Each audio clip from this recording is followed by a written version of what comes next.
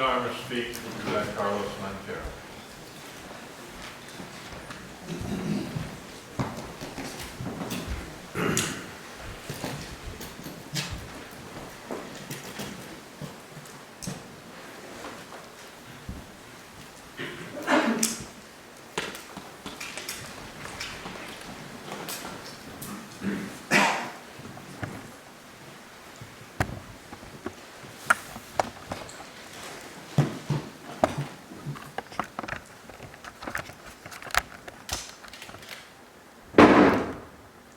White light becomes a rainbow.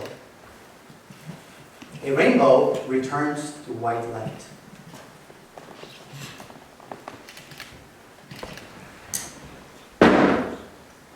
Originally, no white light and no rainbow.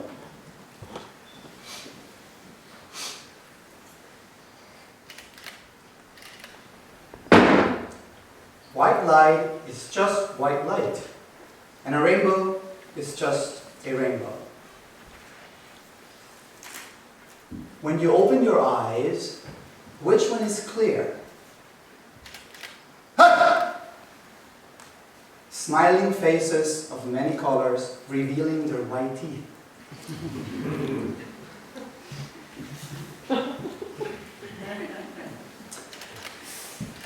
First, I also want to thank everybody, because this whole thing could not happen without each one of you.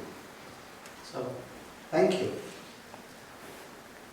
Thank you to my teachers, all of you guys who have helped so many years. And a great thank you to my Sangha, who was really being there, and without them this could not happen. And that's just doesn't mean everybody in Florida. That means everybody, period. So when I was young, I was a very curious child. I really wanted to know things. So I naturally gravitated towards science. On top of that, I was smart, so people praised me for it, so I always felt good to know things. Oh, he's so smart, that's good. I like that. That's good. So, oh boy, I wanted to know everything. So I was fascinated by knowing things. For example, the light comes from the sun, it's bright, but then it goes through tiny little droplets of water and becomes this beautiful rainbow. Wow, it's amazing. Then one time I was in 4th grade and the teacher had us made a wheel, and we split the wheel into 7 equal slices, like a pie, and we color each one the color of the rainbow. And we spun the wheel really fast. And guess what? It was white. All the colors just turned white. Wow. Amazing. So there were always explanations for this. Well, light goes through with different wavelengths, they split, a diffraction. Okay, but why? So at one point, science fell short. Don't know. I will keep trying. Okay? Religion too. So I grew up a Catholic boy in South America, in Venezuela, and my parents loved me very much, and they were devout Catholics, so I was growing up in that, and bringing my science mind, I was like, okay, but wait a minute, so you're talking about this and that, but how does that really happen? Okay. The answer was, well, it's a great mystery. Okay. What's happening there, it's both science and religion were actually giving me, and gives all of us, this wonderful invitation to just wonder, to just stay there, to just, if God made everything, what did God? But that's uncomfortable. So most of the times we decline that invitation. And we stick to what we know. And we stick to what makes sense to us, what we can regurgitate, and what we can impress other people with. And that's great. So I kept that growing up as a badge of look how cool I am. So then that kind of got a little boring, and I started playing sports. And actually, it was not swimming or basketball, it was golf that I really did for a long time. Now talk about a good teacher. And the interesting thing is that you can't think and analyze while you're hitting, or else really bad things happen. So at one point my golf teacher said, "You understand golf 100%, you can't do it." And he was very wonderful. I also thank him from the bottom of my heart because he said, "You should try Zen meditation." What? And he gave me 5 books. Many of you I'm sure you've read. None of them from our school, the classic book, Zen books. And at that time I was 20 years old, and I really devoured these books. This was like, it was like this questioning and my current situation, everything was kind of becoming one and opening up, but everything was still, oh, I get this makes sense. I get it, I understand it. So I was lucky enough to be spending the summer here in Rhode Island, and at that time I Yahooed, Google wasn't around back then, I Yahooed Zen, and what came forth was the Providence Zen Center. I said, that's kind of fortuitous, I'll check this place out. So I came, and I'm still here, and I'll tell 2 stories about why. First one is about my very first Gong interview. So by the time I got my first interview, I had read a lot of books. So and Zen Master Sun San's book, so you get ideas about what is it going to be like, and this encounter. And Zen Master Sun San got enlightenment when he was 22. I'm like, well, I'm 20, okay. 20. What am I going to do? What do I have? And this first interview was actually with Zen Master Wubong, Jacob Earl. And actually it was the only interview I ever had with him. He was just visiting, and he happened to be the guest teacher. So I enter the room, I do my prostrations, and I don't know who this man is. Just only saw him in pictures. So it was completely normal when he asked me, "Oh, what's your name?" So I said, "I'm Carlos." And he goes, "That's your body's name. What's your true name?"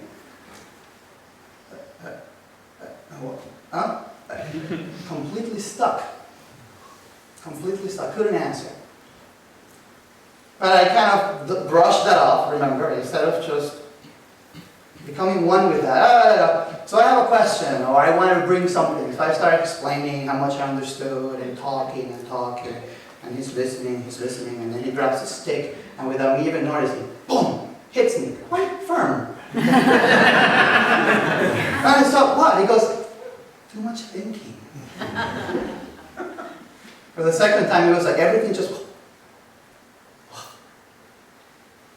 So that was very powerful, because it was not just reading about don't know.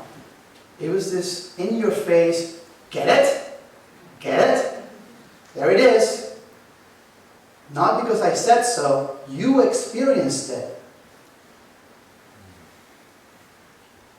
So some time passed, and the second story has to do with my first kyolche. I spent this summer, and then the fall happened, and then I was determined to do kyolche in the winter, which has happened to be my senior year in high school. So I had a week of spring break. Now all my friends are saying, well, we're going to Miami, and we're going to enjoy our very last senior year in college. Yo, party. What are you doing? Oh, I'm going to sit retreat. What? The truth was that even though I had already read a lot about Zen, and I had read a lot about how when you don't know, all your likes and dislikes disappear, and it's okay, you can be free and enter nirvana and then help this world. You can read all of that. But at that time I was suffering greatly. It's great suffering. Even if you understood that, it wasn't helping. Because it's not just about understanding it, or even getting a small flavor on it when the teacher hits you. Yeah, that's a little bit of like, okay, but how do you cultivate that? So I said, I'm going to try this practice. It sounds really hard, sounds crazy, but I'm going to do it. And the reason I was suffering so greatly, apart from not understanding myself, is because I wanted something. At that time I was madly in love. I had one of those mind-blowing crushes that you just shakes you up, and of course, I wasn't getting it. But on top of not getting that, there was frost added to the snow, there was insult added to injury. It was perfectly okay for a Latin Catholic boy like me to be madly in love with a woman as long as she was a woman. And that was not the case for me. So that was very hard, because ideas of disappointing my parents, how would I fit in, I was taught that this is wrong. There's a problem, that I had a problem. So I kept it quiet, all inside. So love, confusion, potential failure, all these ideas just weighed very heavily in my heart. It's carrying a very, very, very heavy burden. And I had never tried a soul about it. So I went to Kilche, and it was Zen Master Day Kwang's name. I wish you were here today to thank him. Because first interview, I finally started to feel comfortable enough to tell somebody, hey, this guy's supposed to have enlightenment, meaning that he doesn't judge, meaning that he's somebody that I could probably just tell him what's going on. It was not easy, but I did. So he was trying to get it out of me because it really wasn't flowing. He was like, well, I'm in love, but it's the wrong person. And he goes, well, what's so wrong? What's wrong with her? Is she your cousin? I'm like, and I was able to say, it's not really a she. And then he turned red. He's like, I'm so sorry. First he apologized to me. I just told him this awful thing. I thought it was awful, and he's apologizing to me. He goes, I'm very sorry for thinking that. No problem. No problem. You sure? No problem. Yeah, no problem. And he goes, do you know what barnacles are? It's very Zen style. Like, what? I grew up in South America, right on the beach. So it took a little bit of back and forth explanation to understand that he was talking about those pesky crustaceans that kind of stick to the bottom of the boat if you leave them in the water too long. You have to keep cleaning them. So he goes, so finally I agreed, yes, I know what barnacles are. And he said, human beings are like barnacles. We don't choose what boat we stick to.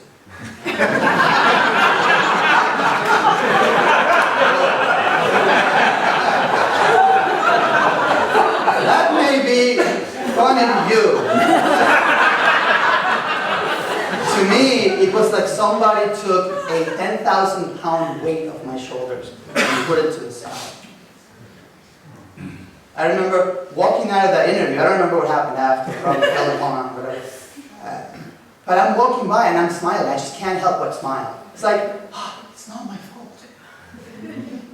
I am not this karma.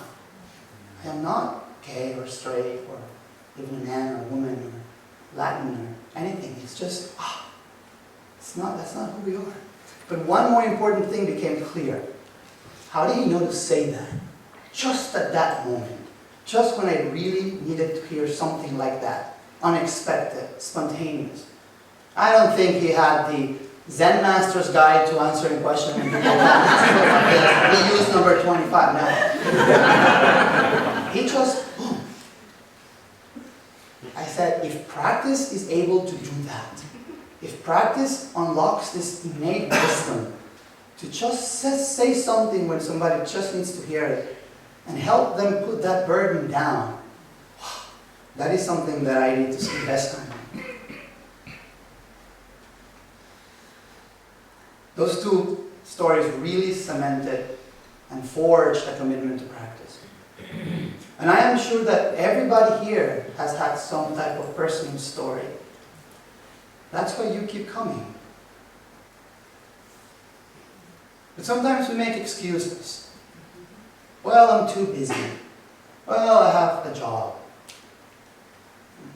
Well, I have to take care of my kids. All of that is fine, but how do you do something about it? How do you first attain that we are not our thinking, that we're not our karma, that we're not the things that come and go? cultivate that so that by itself some great love and compassion and wisdom can appear. And then maybe encounter somebody at any given time and just give yourself to them and help them be a little bit more free. So that then they in turn can pursue that and attain it. So if you're here, what do you do from now on?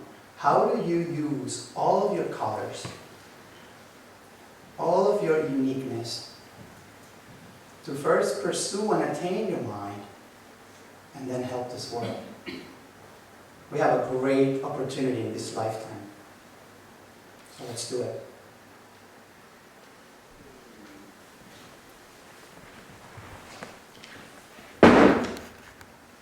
All colors are one color. One color is all colors.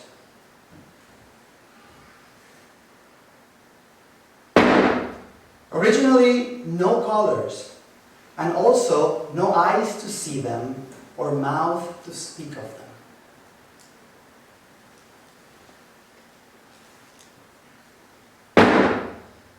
Actually, all colors are just colors. Snow outside is white, the Buddha behind me is gold.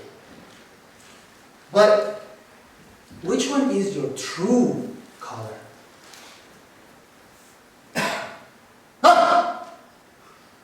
How may I help you?